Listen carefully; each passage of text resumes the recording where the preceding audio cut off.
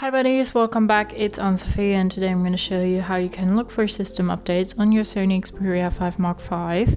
For that you want to go to your settings and then scroll down to system, and here we want to click on software update, and we have system, and then we have also internal apps, and we want to go to system and we have an update available, so we say update. Data transmission charges may apply depending on your type of data plan. All right, and now it's updating, installing the update. So now our phone is ready to restart, so we say restart to actually get the newest software update. So now we need to unlock our SIM card again,